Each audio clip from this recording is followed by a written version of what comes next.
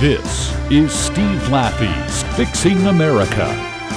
And now, broadcasting live from the Fixing America Command Center in Fort Collins, Colorado, here is your host, Steve Laffey.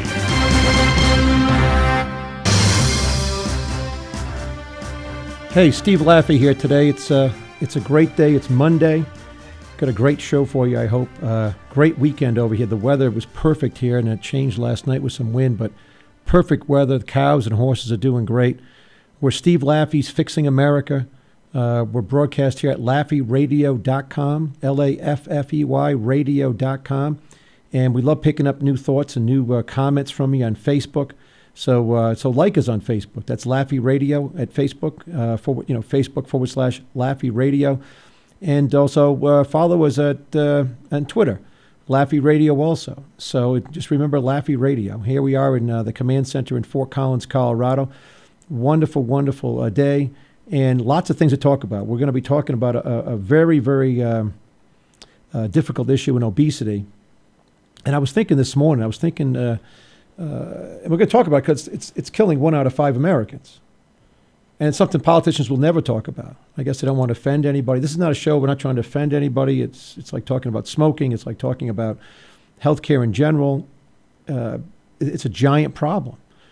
And I was thinking back to my life and where smoking, smoking when I was a little kid, I guess they knew it was bad. Everybody kind of had to know you didn't want to put your face over a smokestack, even in the 1880s, I suppose. I don't know how they didn't know it was bad for you. Maybe they did put their faces over smokestacks back in the early 1900s. But around 1960-something, people came up with this, really smoking was killing people. And, of course, it progressed on. When I was a little kid, we used to get my hero across the street, Mr. Bennett. We used to go get him cigarettes. His famous hockey family. His son was my best friend. And the older brothers took care of us, taught me how to swim and so forth. But we'd go get cigarettes from him, thought nothing of it. I do remember the only time I ever smoked a cigarette was when we stole a couple of his Winstons, and Winston cigarettes with the filters, and we went to this tree in the library, and it was terrible. I'm so thankful it was terrible. It was so terrible I never ever smoked another cigarette. And but over the time, as time went on, smoking, they tried to separate out smokers from non-smokers because of secondhand smoke. At the time, though, up until 1960-something, there was no power from the consumer. And it just smelled terrible. But once they started figuring out how bad it was for children, things did change. First, it was restaurants that, you'd walk into a restaurant and there'd be a smoking section. And, of course, you get a table in non-smoking, myself, whoever I was with, and you'd be sitting right next to the smoking section. So you'd just be smoking their cigarette smoke. It wouldn't make any difference. And so you really couldn't get away from it. And then finally they banned it in all different places. In fact, on planes, you used to be able to smoke on planes. And I remember that happening really as I was flying around the country for business. In fact, I took a flight to Japan with Alan Morgan, the CEO. And I convinced him to go to Japan. We went there. We had a great flight over. It was a long flight. It was it was a flight home. I'm sorry. It was the flight from Japan to Detroit. And it had to be 9, 10, 11 hours. But there were 2 first class. We flew first class or business class, whatever it was. And there was still a small smoking section. And all upstairs in the I guess it was a 747, the big Boeing plane at the time, was all non-smoking business. And so Alan smoked, and he still does, I guess. And so I went up. I couldn't survive 9 hours sitting next to him. I loved sitting next to him. He was an energetic guy, great stories. I just couldn't survive. So I got a ticket of non-smoking, and I told him. He understood. And I went down to see him. There's nobody in smoking. I mean, the whole thing had changed. There's nobody sitting smoking. It's like 5 guys in smoking with 50 seats. He comes up about 3 hours later, looks around, place is jammed. And I said, Alan, people hate smoke. But he doesn't. He's been smoking his whole life and so forth, and I always try to get him to stop. But things did change to the point where now you don't smoke on any flight. You don't smoke at all because of secondhand smoke. In fact, that people just don't smoke unless people are smoking. And then it comes down, as we switch over, I was thinking about this obesity problem and about the food problem that we have and what's in our food, what's in our GMO, genetically modified products that come from corn and soybeans a lot, and what's going into that. Is that having an effect on making us more obese? I was reading about it over the weekend, getting ready for the show. And also, what just thinking generally about what's in, all this fast food. It seems to be sweet and salty, and I don't eat any of it. And so I'm the type of person that I've never weighed more or less, 5 pounds more or less, from 170 probably, except I was really sick one time about a year ago, probably in 30 years. So, but I just, I have a situation where I'll just take care of it. But if you start eating this fast food, and I did, a boss and Sean and I, the guys who've been helping me out in a great way, we went down to film something in Colorado Springs. And so I hadn't been by McDonald's in 10, 12 years. I refuse. Because I know what happens. If you go there, you're going to start eating this stuff. And so we pulled in on the way home. And I was going to go to this other Subway shop or whatever it was and get something healthy, but got lured into, won't blame anybody, but got lured into stopping at the McDonald's, ordered a fish fillet. Took about 20 minutes I guess they don't make fish fillets very often, right? I thought the fish fillet was a popular thing, but it took about 20 minutes. I went and pumped up the gas, came back, started eating the fish fillet. That was bad enough. It was terrible. Started eating the fries. Had the large fries that came with it. They're not terrible. They're pretty good. As we're driving home, we have a 2-hour ride. I'm starting to get hungry again. I've had this couple of fish fillets, had this giant order of fries. I've had a big milkshake. Now my wife is finding out about this because she just bans all this stuff. But I'm by the time we get home, I'm starving. Now, if I had 2 bowls of oatmeal, I wouldn't have thought about eating for 5 hours. So I had to get home. I remember getting everybody home, dropping off Sean in Denver, getting back to Fort Collins here, and just being starving. And it really got me thinking again as I started about this show, that there's probably more than likely stuff in our food that's causing a lot of this obesity, that we've kind of given up the ghost about it. But first, we've got to really sit and talk about, is this a problem?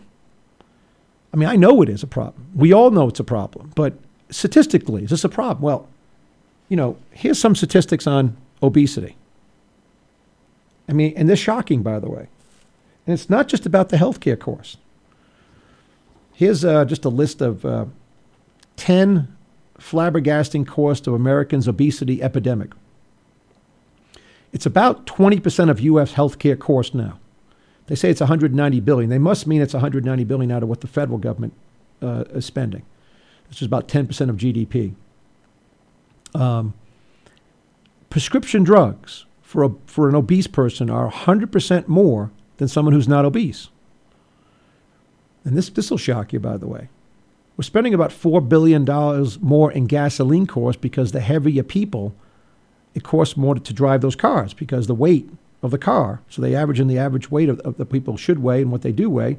We're burning another 938 million gallons of gasoline. We're losing another 160 to $170 billion in productivity from lost work days, et cetera, issues with employees a year. So the list goes on. I won't go through all of them, but $14 billion just on childhood obesity, $14 billion. Medicare and Medicaid, this is a subset of the $190 billion, but they're spending $62 billion on obesity-related costs every year. If the trends, the trends are off the charts. So we're looking at a statistic where 20 years ago, Colorado's still the skinniest state with about 20% of the people obese. But like 30 years ago, nobody had a state where 20% of the people were obese. So it's totally changed. When we look at how much money we spend versus other countries on healthcare, we're spending about 16% of our GDP on healthcare costs. And so we look at the next highest cost per person, per GDP, I should say. That's down to 11%, maybe 10% of GDP. So if we took it down, there's at least $500 billion in savings, in my opinion, by just changing this obesity problem, by doing something about it. We've also got the annual productivity loss due to obesity will hit about $580 billion by 2030, which is not that far away in terms of looking at this, another 17 years, unless we somehow change what we're doing. So these are incredible statistics. And the statistics that, they come up and you have to ask yourself again, Why is it never discussed in politics and so forth? There will be some things in Obamacare about being able to charge people more. I doubt they'll do it. I mean, between George Bush and Medicare Part D and the Obamacare disaster, where they don't have a website that works, ours works better than that. We didn't spend $800 million on it. We've got a situation that they're not concentrating on the real underlying problems that we got to get at. And of course, what does it mean to be obese in America today? So I just looked up what the average man is about 5'9". I'm about 5'10". So I'm just like the average guy. So basically, if you weigh over 203 pounds or more, 203 pounds or more, when you're 5'9", so I'm 5'10", so that probably make that probably 210 pounds if you're 5'10". Maybe you had 7 pounds an inch or something like that. So think about that. I weigh 170. No, I mean, I'm not skinny. I'm not overweight. But you got to weigh 40 pounds more than me today. 40 pounds carrying around every day to be obese. And then, of course, there's a super obese. Someone 5'10" weighs 300 pounds. And that's happening today. And it's especially happening among minorities. It's endemic among minorities more than it is among non-minorities. So it's a very, very giant problem. It's a lot of money.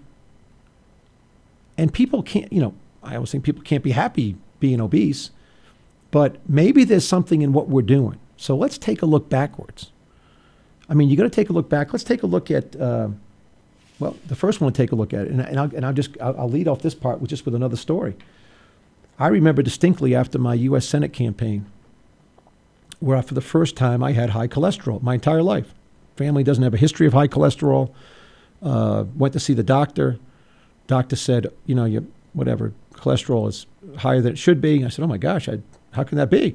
Well, how could it be? I spent a year and a half eating, and I was in Rhode Island where the food is really good, and eating nothing but, bacon, eggs, muffins, and you'd eat all day. I mean, they do have grazing diets, I know, where you're supposed to graze all day, but not really on ham, coffee, donuts, hamburgers, cheeseburgers. Heck, there's a fish and chip place in Cranston, Rhode Island we would graze at. I don't think they've changed the oil they broil it in. I don't think they've ever changed it. They just dump a little more in every once in a while. So it couldn't have been, every time you're going out at night, there's always food. And it's always good food. So I just looked at the doc. He wanted to put me on some of these pills. I said, I hate pills. Unless I really had to take a pill, I don't want to. I said, listen, I'll be back in a month and I won't have high cholesterol. Now, I work out a lot. Not a huge amount like some people, but I work out a lot. I always have my whole life. So I came back in a month and I went home and just looked it up. So I came up with this thing called the Laffey diet. And I don't advise everybody to be on it, but basically I looked up, if you take out the high fructose corn syrup, which we'll talk about in a second, if you take out the white bread, which is something been added to our diet, it used to always be a whole wheat bread years ago. If you take out nothing from a pig or a cow, which you don't necessarily have to do, but I did, there's not much bad food you can eat. I'm not saying that necessarily a cow is bad food. We have cows in our property. My family eats a lot of meat. I don't anymore.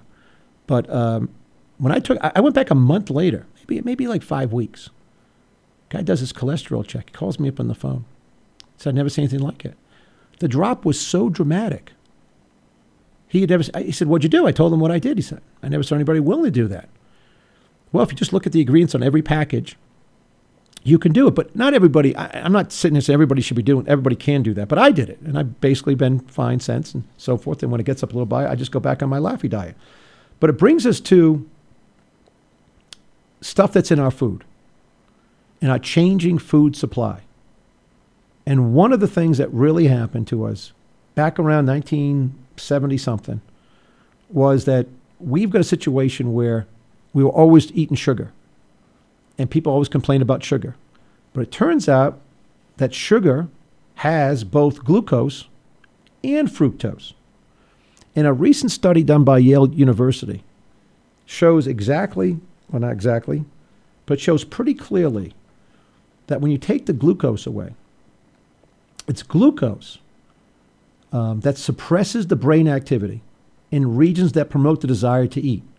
Whereas fructose, high fructose corn syrup, feeding may promote overeating through its inability to effectively suppress food-seeking behavior. This is a study from Yale University that came out this year. So you take a look at what's going on, and you say, we've switched over from sugar. This is because, I guess, over in Japan back in the 70s, they figured out how to make this stuff really cheap. And you combine that, I guess a lot of my shows come back to these sugar producers in America who get this tremendous deal on sugar and keep our tariffs high. They keep our tariffs so high on sugar that the candy making companies leave America, and yet nobody does anything about it. Not even the senators and congressmen in those districts. I guess they fund through their lobbying efforts. I guess they fund, these sugar producers fund in America. They pollute so badly, and no one does anything about it. They give so much money to candidates. They lobby so hard that we've actually changed our entire diet away from sugar to high fructose corn syrup, which is an ingredient that basically your brain wants more, more, and more. And so I'll go through one other part of the study here. In the study that came out about fructose this year, increases in fructose consumption have paralleled the increasingly prevalence of obesity, and high fructose diets are thought to promote weight gain and insulin resistance. And it goes on. Fructose ingestion produces smaller increases in circulatory hormones compared with glucose ingestion. And therefore, it goes on, thus fructose possibly increases food-seeking behavior and increases food intake. And so that's sort of what I was feeling on the way home from McDonald's. The high fructose stuff, when you eat a lot of it and you drink a lot of it, it gets into your system and you want food more than you ever thought you would want it. And that's one of the major things that's happened to our diet. I mean, you can go back and look, and you can get a graph of obesity in our country from 74 on, and there's a lot of other things we're going to talk about. But that's got to be one thing that we could end. We could do away with tariffs on sugar, ban high fructose corn syrup. There'd be a lot of people upset about, especially the corn producers with their GMO, genetically modified corn. They'd throw a hissy fit. And I guess they're very powerful people. They produce a lot of corn. And they make a lot of money. And we give them all kinds of tax breaks. But that's something that looks like we need to do. I mean, it seems so obvious that eating too much high fructose corn syrup, or any of it, we don't really need any of it. But the fact that they can make it a lot cheaper than sugar, at least because of the tariffs that go on in America, and we can stuff it down our throats and want to eat more, more, and more, means we're getting bigger, bigger, and bigger. And we're getting more unhealthy and more unhealthy. So that's one major thing. The other thing, and this is something I don't know, this is harder to deal with, if you look at the second thing, is definitely, I mean, even though when you're checking out the supermarket, there's always something about dieting, right? And all these diets are just crazy diets. They just, I guess it must be that, by the way, why are they all on the cover? That, and I guess whenever the prince and the princess have a baby, when you're checking out at the supermarket, it always annoys me, by the way. Why is Great Britain's baby? I mean, I don't mind them having a king or a queen if they want, even for ceremonial reasons, but why do we care? I don't care, but it's always in the front cover, like a baby or and a very handsome guy and a very pretty lady and good-looking baby, but I'm not interested. But I guess people are. But they're really interested in diet stuff. That and like Bruce Jenner's doing last month. I said, I don't know what, I thought he was a decathlon guy, but I guess he married a lady and he's all involved in something every month, him and the Kardashians. But it's all about dieting. So it must be a giant problem that attracts people. They must want to change their behavior. But part of it is they can't. Then you take the second part. When I was a kid growing up, it sounds like I'm getting old, but we never, ever thought about having our parents take us places all the time. We would walk, and we would organize all these baseball, basketball, tennis matches, and we'd play all day long.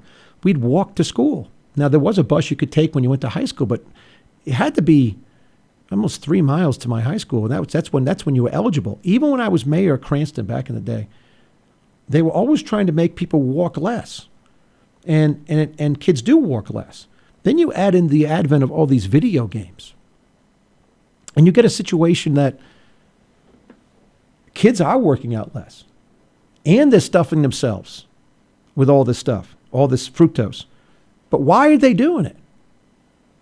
Let's take a break and come back and talk about it, and we'll get to some solutions other than this high fructose service. But it's Steve Laffey's Fixing America. We're taking on obesity today, and we got to come to some solutions, and we will, and we are. Follow us on Facebook at Laffey Radio. We're LaffeyRadio.com. Twitter, Follow us on like us on Facebook. Follow us on Twitter. But we're at Twitter at Laffey Radio also. It's Steve Laffey. Steve Laffey's Fixing America. We'll be right back. Stay tuned. Steve Laffey's Fixing America returns after these commercial messages. The call to serve.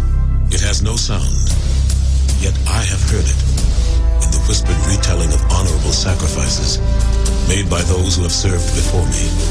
The call to serve has no form, yet I have clearly seen it. In the eyes of men and women infinitely more courageous and more driven than most. The call to serve has no weight, yet I have held it in my hands. I will commit to carry it close to my heart until my country is safe and the anguish of those less fortunate has been soothed. The call to serve is at once invisible and always present.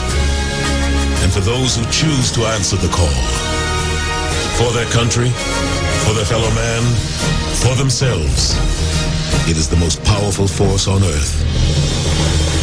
America's Navy, a global force for good.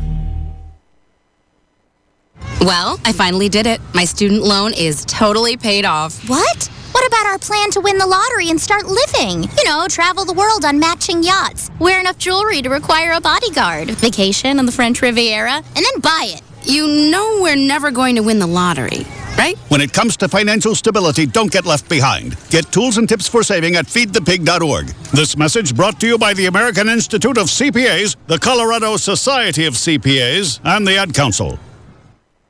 Picture this, your next trip, Utah, 5 national parks. First, Zion. You're walking, the ground rises, the ground drops, the ground becomes water. Next, Bryce. You're riding a mule. You're riding a mule under giant orange strip castles. You are not dreaming. You will not forget this. On to Capitol Reef. Take the scenic route, the really scenic route. Take a path you've never taken and see the stars for the first time. Now for Canyonlands. You're riding a bike. You're riding a bike on Mars. Now you're riding the rapids. Class 2, Class 3, Class 4, Classic. Arches, 5:32 a.m. Some things are worth racing the sunrise for. The horizon lightens. You round the corner.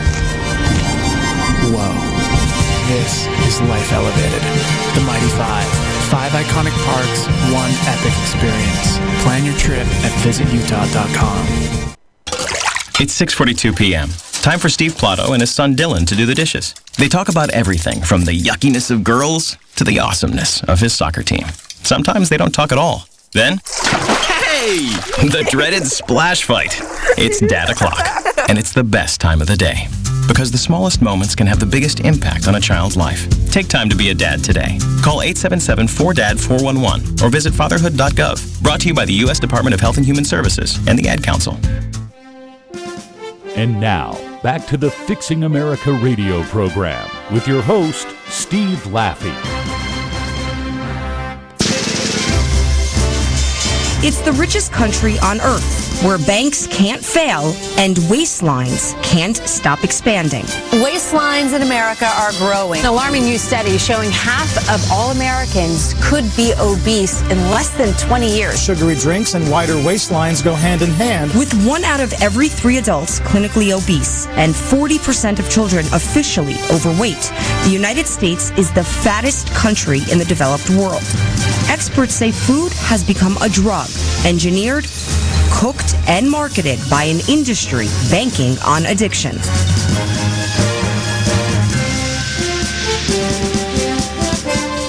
Fattest country in the industrialized world. It's America. Steve Laffey back with Steve Laffey's Fixing America. I mean, that comes out of like the Russian television network. You know, it's hard to find things on the American TV network, and shockingly, maybe it's because of the advertising dollars after they play the commercials. Maybe nobody can run, you know, a TV commercial or run a news story and then go to, you know, a commercial where they just tell you to drink Coke or Pepsi, right? And so it's one of those things where you have to wonder, I have to really wonder, you just can't find too much in the United States of America that really gets at the issue, especially on the news. I mean, usually it's they sugarcoat it to say less. By the way, did you notice they talked about sugary drinks? They're not sugary drinks. As discussed, it's Steve Laffey, Steve Laffey's Fixing America, LaffeyRadio.com. We're on every day, 3 o'clock Eastern time during the week. We've also got this stuff, the Laffey Buzz. I just sent one over to Boston Post about this topic, so we post a couple of those a week. We've got a Laffey Minute that comes out about every day. Got a new one on there this morning. Check that out and send that around to your friends. The Laffey Minute. Then Fixing America Presents is another series, a little more upscale. Don't do it quite as often.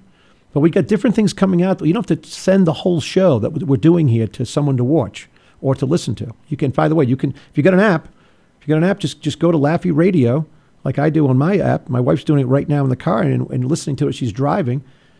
She's listening to Laffey Radio. It self-loads. So it's not like you have to go to a computer system and try to figure out how to put it on your iPhone or so forth or add an app. It's just going to self-load there. And you're going to be able to watch this show. And if you can't watch it now, well, if you can't watch it or listen to it now, I guess you're not listening. But tell your friends, this thing will just be put up. It'll be up there forever. So you can just come and watch it on demand, along with some of the clips that you don't even have time for the whole show. So, but we're attacking here at Laffey Radio with this show and everything else we're doing, the fact that the news media really isn't reporting on the major issues of our time. And there are solutions. And we take an issue like obesity today, and comment on Facebook. We've had some comments on Facebook, and I'll try to answer some of them on Facebook. We're Laffey Radio on Facebook. But this is an enormously important issue that's not being covered. Sure, you can go on the internet and find some articles, but I mean, it's really not being covered. And I think the American people need an accounting of this so they know what to do. In the last segment, we were talking about high fructose corn syrup and how difficult it must be for people who get hooked on it. And then now we're going to talk a little bit about glyphosate. And glyphosate, if you don't know what glyphosate is, I didn't know what it was. Let's just call it Roundup. Roundup's the commercial name for chemicals that people put on crops. And there's some thought now that this is actually hurting, causing more obesity in our country. And it's a dangerous product. So I took a look at this and took a look at a study that was done just recently by a lady at MIT. And this is by stuff, unlike when I'm talking about sugar versus fructose, high fructose corn syrup. We're pretty definite about that. We've got to get rid of high fructose corn syrup somehow, some way, and bring back in sugar. I mean, listen, we better have no sugar. People are going to have sugar. People have been having sugar for thousands of years. And by the way, they're having sugar for thousands of years, and obesity was never a problem. When does obesity start to be a problem? Like 1975 to today. And it just keeps going. It's not like it's slowing down. Oh, sure, at some age groups it might be stopping to go up, they say. But among children, it's still going up. And so here's a study. It was done by Stephanie Seneff. And she was looking at this Roundup glyphosate. And here's what she has to say about it in a study that came out just recently. Negative impact on the body is insidious, and it manifests slowly over time as inflammation damages cellular systems throughout the body, in the study's abstract. So they've hit upon something that needs to be investigated a lot further. And of course, this Roundup stuff is used on lawns, home gardens, parks. It's on all your genetically modified crops, such as Monsanto corn, soybeans, canola, sugar beets. And so I actually went to this long study of it because I was kind of shocked about what's going into our food. And I hadn't really spent much time on any of the stuff, although if I can, I eat organic food. And again, not everybody can eat organic food. It's more expensive. But just give you an example. This is a slightly off topic about obesity, but they're talking about this in relationship to obesity at the very beginning of studying what's in our crops, what's going into our crops to genetically modify them. So they took urine samples of 182 people, 18 European countries, of people who had never handled Roundup or any other herbicides. And 44% of them had quantifiable amounts of Roundup in their bodies. So their diet seemed to be the main source of exposure. People worked on farms. They weren't adding Roundup.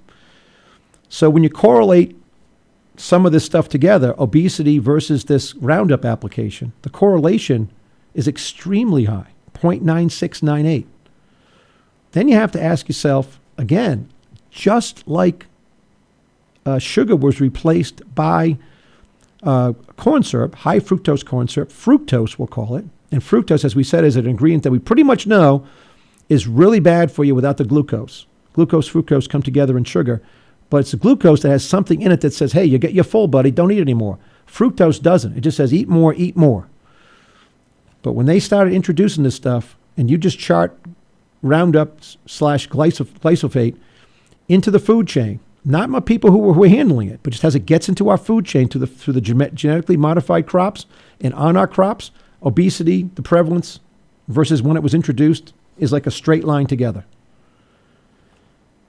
I also saw some charts of what a pig's gut looks like on Roundup, eating Roundup genetically modified food versus a pig that doesn't eat it, eats just grass-fed stuff and corn that wasn't genetically modified. And it's vastly different. I mean, you look at it and you go, I guess I shouldn't eat that. And of course, everybody's bodies are different. But it turns out it looks as though to me that the food companies have done a pretty good job of putting this all together. And we've got some clips here we should play.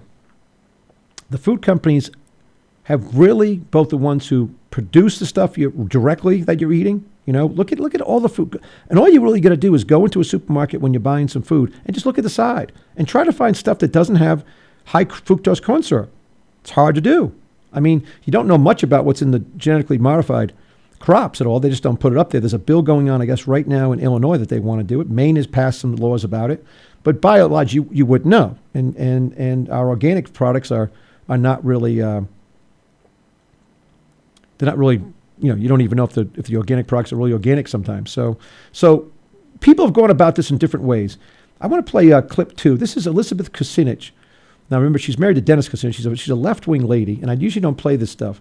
But she's taken a look at this situation with some of these genetically modified crops and so forth, and what goes into this casing and what it really produces and how it comes out in chemicals in your body. Boss, if you could play clip 2, that'd be great. Casein is the milk protein, and casein, when it breaks down in our digestive system, it turns into a substance called casomorphine. And casomorphine is relative to morphine, the drug, and it gives us little stimulation in our brain and gives us a little bit of pleasure. Because a little bit of stimulation, a little bit of pleasure, the stuff they're putting in our food is acting a little bit like morphine. So it's given. So when it, but by the way, I've never been on morphine, but my understanding is simply this. Once you're off it, you want more. It's extremely addictive. And so now we've got a situation, we're talking about 3 things. The stuff in the food and the casings that the food companies are putting in that's making us want to eat more food. There's the high fructose corn syrup that's in all of our food now that's replaced sugar, and we've been over why, these terrible sugar producers, the high tariffs, their lobbying power, their pollution doesn't seem to matter to anybody. They've replaced that, so now they've got that extra food that says, you're not full, eat more. And you don't get the glucose, which says, you are full, stop eating. So when you start having a society that doesn't eat at home as much, doesn't eat together as much, is eating on the run, and is being forced to say, hey, instead of a green beans at home, they're running around saying, hey, give me some fries, I need a donut. I've got to make it to the next meeting, I can't get home tonight. So we have a much more mobile society. More people flying places. Ever see what happens in an airport when you're stuck? Unless you bring your own stuff, you're stuck in airports. And a lot of people are flying, and they get hooked on this stuff. Almost, it seems, not much different than cigarettes. There's stuff in our food. There's 3 things we discussed now that we've got to stop. And here we are with a situation that it's 20% of our healthcare costs. 1 out of 5 people. 1 out of 5 people are going to die due to obesity. That seems to be terrible. That seems to be something that we wouldn't want. Never mind the fact that there's all these other costs that are going on. I mean, I don't know I didn't know this, by the way. U.S. military have to be retested all the time. And if you're obese, they kick you out. And if you fail one of these tests, it hurts your ability to be promoted. What are U.S. military people doing? Increasingly choosing liposuction to beat body fat tests. It's shocking. Well, I had to go, had to go all the way to Moscow to get this news too. It's not in the regular news over here in America. But it's a tenfold increase. I mean, here's one guy commenting as a surgeon who does lip suction, which I guess is, I know what it is, but they just go and take fat out of your body. And by the way, it's not like an easy operation. They may make it sound easy. There's a lot of complications of this. It's a lot of cost in this. Here's a guy, surgeon, told the AP up in Rockville, Maryland. They come in panicked about being kicked out or getting a demerit that would hurt their chances at promotion. And so the spike is tenfold. Now, it's still in the, it's not everybody doing it. Most of the people in the military are in great shape. One Honolulu surgeon, back where we have a base over there in Hawaii, told the AP his military clientele had gone up 30% since 2011 to today. Now there's 6 service members coming in every month to see him. So it's affecting, this whole way of life is affecting everybody, affecting our military. How's it affecting costs? Well, if U.S. hospitals, they're ripping out their wall-mounted toilets and replacing them with floor models to better support obese patients. You can't make it up.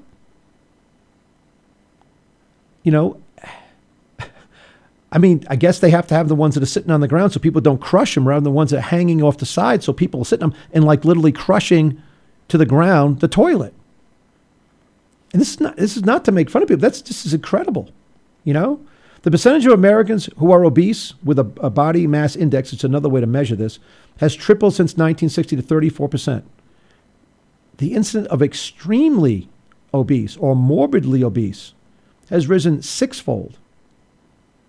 The percentage of overweight Americans has had, it was 34% in 2008, and it's about 32% in 61.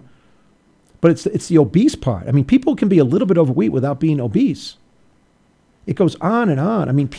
The cost structure that we're having in our country to deal with obesity is really huge. We've already mentioned that we're using another $4 billion in gasoline because of the obesity problem. But obese men rack up an additional $1,100 a year in medical spending, especially for hospitalizations and prescription drugs. Women account for an extra $3,600 a year. This is incredible. Smoking added about 20% a year to medical costs, said the Mayo Clinic. Obesity was similar, but morbid obesity increases costs by 50% a year. There really is an economic justification for employers to offer programs to help the very obese and lose weight. All the things we're doing, by the way, car crash tests. They're now putting those dummies they're now putting heavier dummies in there to test the cars because people are heavier.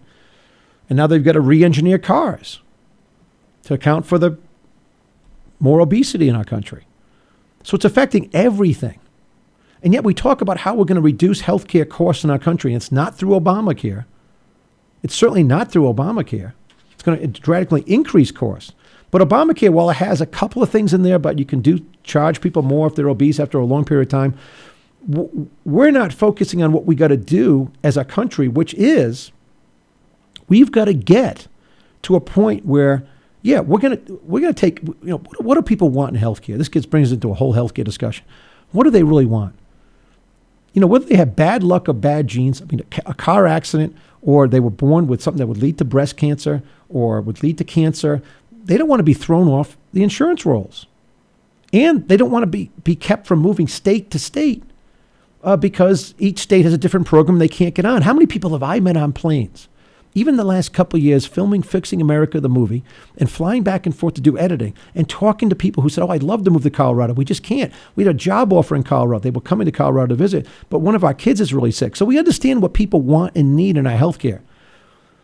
But what are people going to do about it? What are the healthcare companies doing about it? They're doing nothing. How often is it? And in my case, when I go to see a doctor, for the most part, they just deal with the immediate problem. They don't deal with hey, they don't even talk to people generally about, hey, you're really obese, you got to lose some weight. They don't even do that anymore. They probably fear lawsuits. Well, we got some more time to cover. We got some more clips to play. It's Steve Laffey. Steve Laffey's Fixing America. We're right in the middle of the discussion of obesity We've got 3 major things that we've been talking about that we know we can deal with.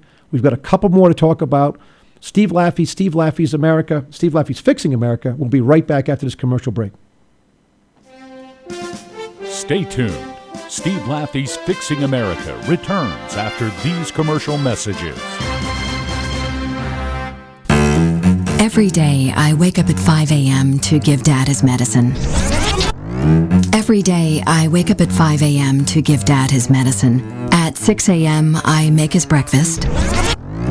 Every day, I wake up at 5 a.m. to give Dad his medicine. At 6 a.m., I make his breakfast. At 7 a.m., I shower. Every day, I wake up at 5 a.m. to give Dad his medicine. At 6 a.m., I make his breakfast. At 7 a.m., I shower. I start laundry at 8. At 10, we go for a walk. Every day, I wake up at 5 a.m. For those dealing with the daily struggles of caring for a loved one, we hear you.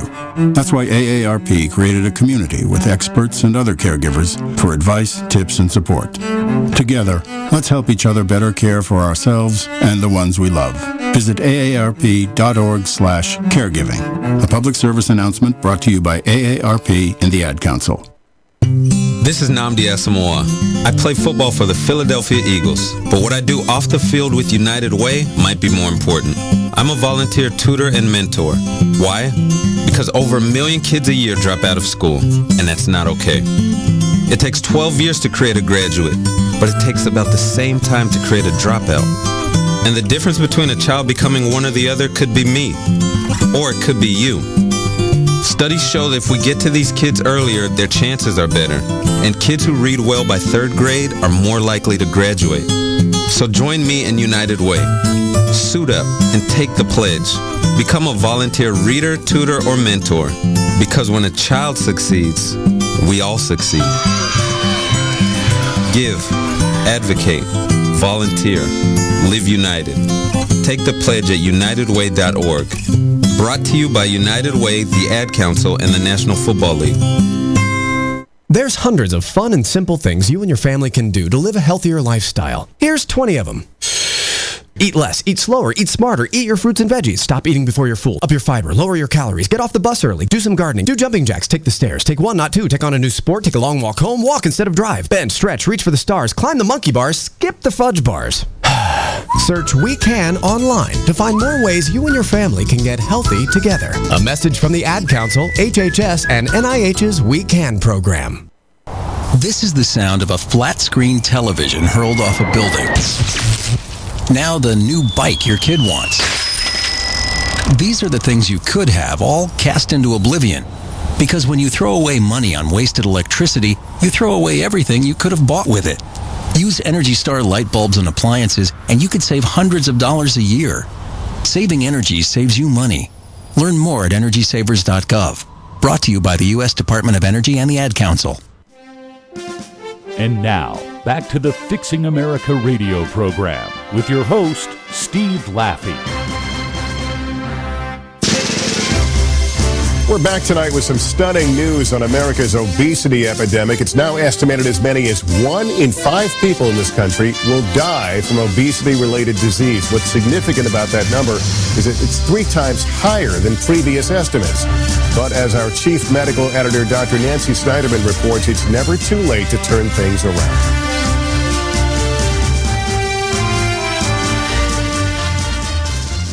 Nope. Never too late. That's the NBC with their happy ending. Never too late to turn things around. It's Steve Laffey's Fixing America here, and we're trying to fix the obesity problem today.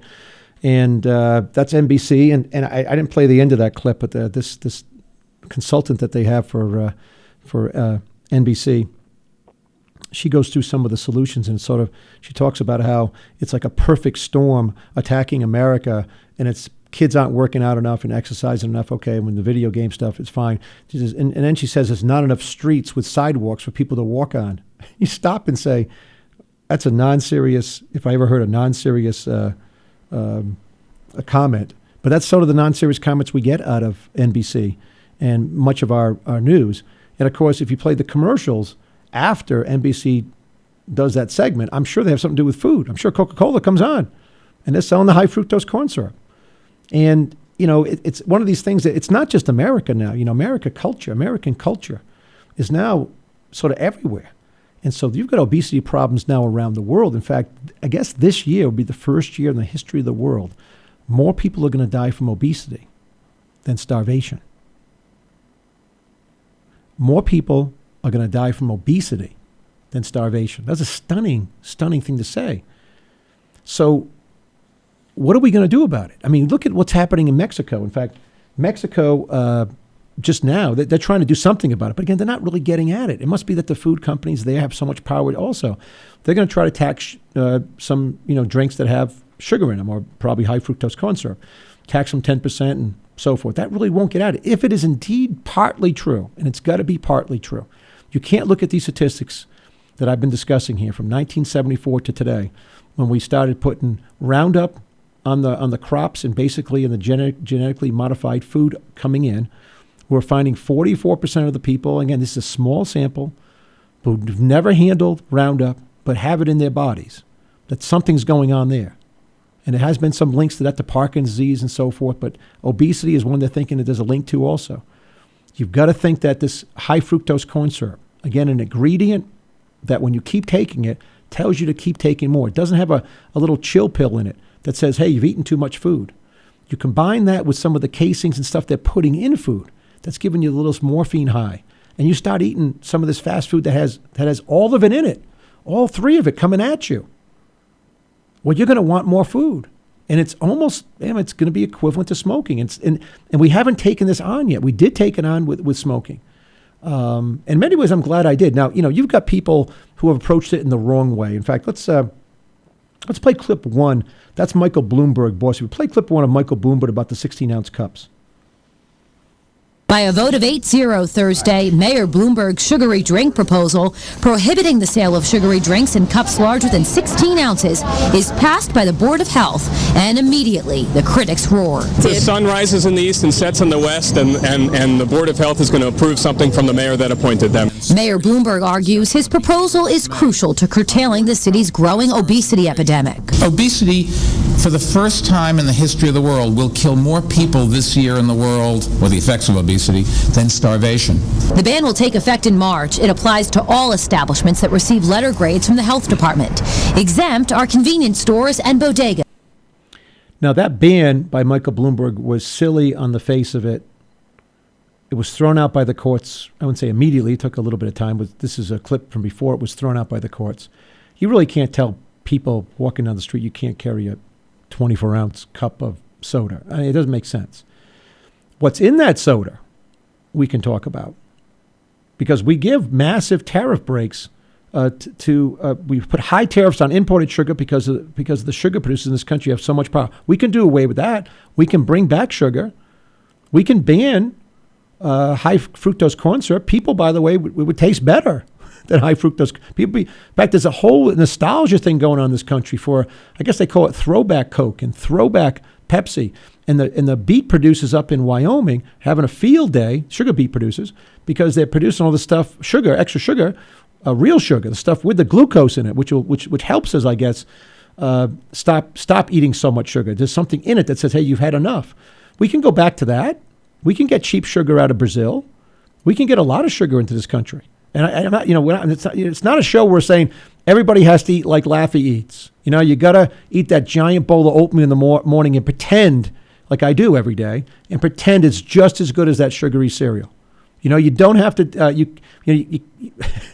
tell you what I end up doing. I end up having this soy milk product stuff, for cereal, and I just say, oh, it's just as good as the milk. It's really not. But I just put, I do it. Not everybody can do it. It's not a show that everybody should be doing what I'm doing. But we can do certain things.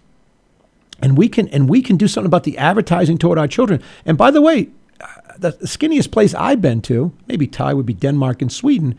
Sweden does not allow any advertising toward children. Ireland has set laws on that also.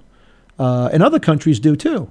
But we just allow every Saturday morning, every evening, everything to target children that these sugary, no, not sugar, see, I'm saying sugary, these high fructose corn syrup with genetically modified products that have casings in them that add a little bit of morphine-like substance in them that gets you to want more. They're being targeted toward our children. Is that what we want? No, it's not what we want. And what kind of healthcare system do we want, and how do we want people in our healthcare system?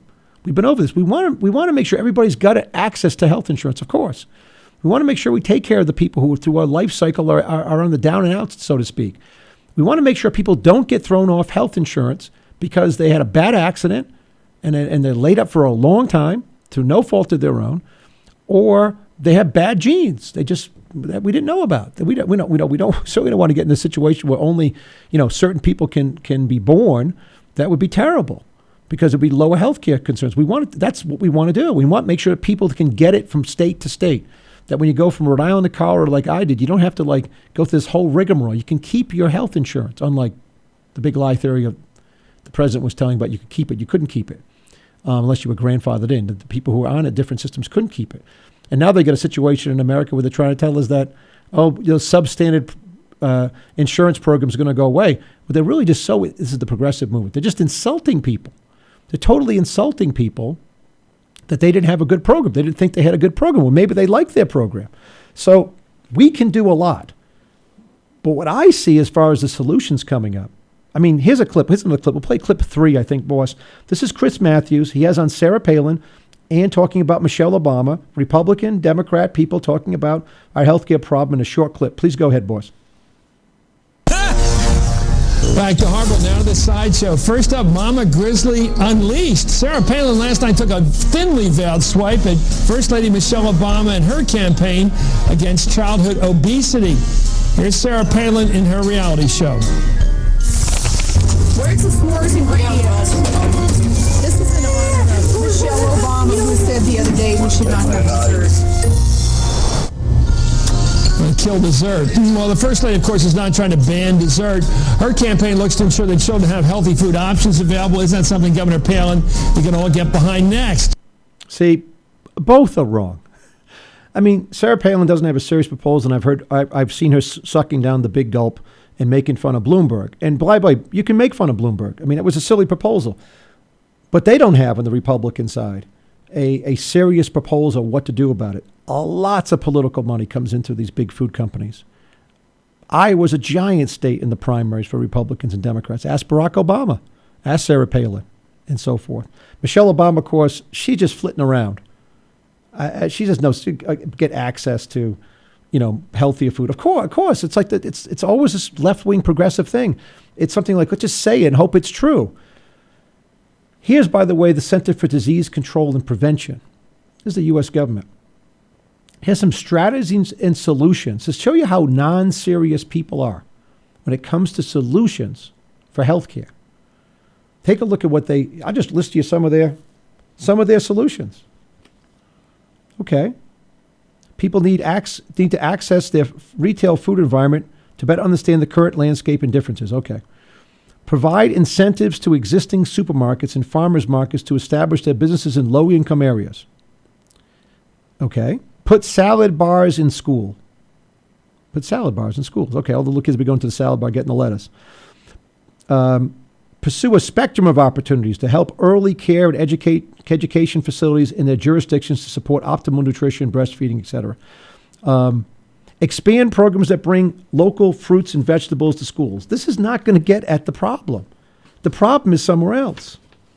Enroll elementary, middle, and high school USDA Teams Nutrition Program and apply for certification through Healthier U.S. School Challenge. Okay, get the federal government involved more. Increase access to free drinking water. There's not a bubbler. By the way, I'm from Rhode Island. There's not a water fountain. I guess they don't call them bubblers everywhere. Here's some other people. This is the Fit America movement. The Fit America movement, they want increased education. This is all the stuff they come up with. And you can't believe these are not the solutions. Would it be better to have all kids eating salads at lunch? Yeah, they're not gonna. Can we make sure that they're not getting high fructose corn syrup? By the way, it seems to be easier in school today, especially with the reduced program for lunches and so forth, to get chocolate milk. They serve chocolate milk during these lunch programs, full of high fructose corn syrup. Get rid of that. Get all this high fructose corn syrup out. Find out, we got to do much more studies on this genetically modified food. We've got to get the high fructose corn syrup out, and we've got to change our healthcare system so that people actually become more responsible.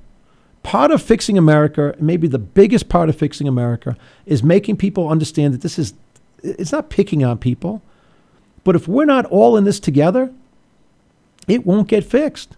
If we just ignore it, if we just kind of look straight ahead and don't look around, it's not going to get fixed. There'll just be these platitudes that come out all the time about getting salads in schools, and that'll solve the problem. I mean, they always do studies about how, here's another one, dinner rituals correlate with children and adult weight. It means if you eat dinner with your kids, is a correlation with that, and besides being a little skinnier and not being obese. Yeah, parents who get to eat dinner with their kids are more likely to say, hey, Jimmy, you're not eating that. Don't go to the fridge and get that's for dessert, or that's once a week we have that, or these corn chips or whatever it is. And they're much more likely to be with their kids. So yes, of course that's a good idea.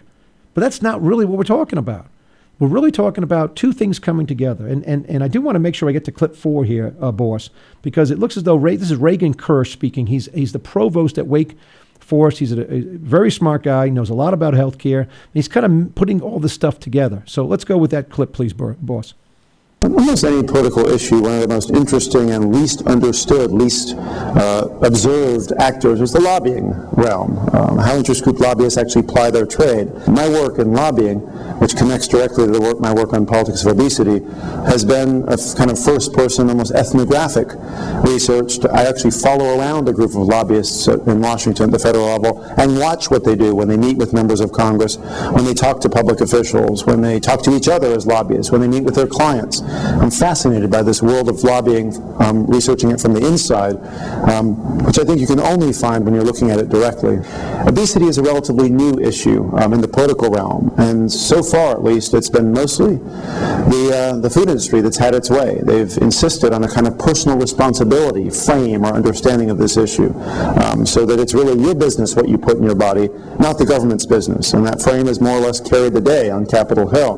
There's only a handful, really one or two, interest groups that have argued the other side, that we have a toxic food environment in this country and that something needs to be done by government to try to reduce the sizes of portions that are served, for example, or the kinds of additives and that are put in food, or the things that are mislabeled on menus or not labeled at all. It's very difficult to find out at McDonald's, for example, what you're putting into your body when you go and buy a typical McDonald's meal. So far, the politics of obesity has been affected by lobbying in an interesting way. It's been almost one-sided. The food industry is well-organized, well-financed, and has done a very good job of promoting its views and interests, and that has helped explain the nature of the politics of obesity as it's played out in Washington and many state capitals to date in the U.S. Well, there you have it. It's a one-sided, it's a new issue. It's a brand new issue in America. It's really not being discussed in politics. And it's a one-sided issue. This show has been the other side. And I'm not right about all this stuff. I'm not saying I have any expertise in genetically modified products. I don't have any expertise. I just know that studying that's at the infancy. And I know, like watching people on TV who say there's no case to be made for any of this to be true. I know it's like watching the frontline issue on pro football about concussions, where they denied it for like 50 years, 30 years. And it turns out that these concussions are totally damaging to football players, and no one should be walking around with a helmet on their head until they're like at least 18 years old. And after that, it's maybe 16 years old. After that, maybe it's yours. Well, we've had an exciting show here today. We've gotten down to the brass tacks. Healthcare's got to be changed. People got to be made more responsible. We've got to reduce the cost by holding people responsible.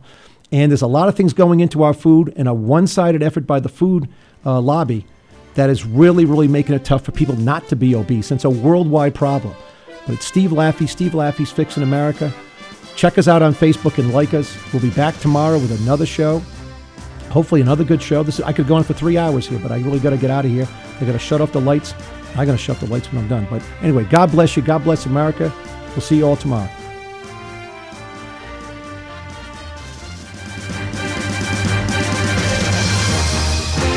You've been listening to Steve Laffey's Fixing America radio program on the Laffey Radio Network. Fixing America is broadcast Monday through Friday afternoons at 3 p.m. right here at www.laffeyradio.com. Any rebroadcast, retransmission, or account of this broadcast without the express written consent of Laffey Network, LLC is prohibited.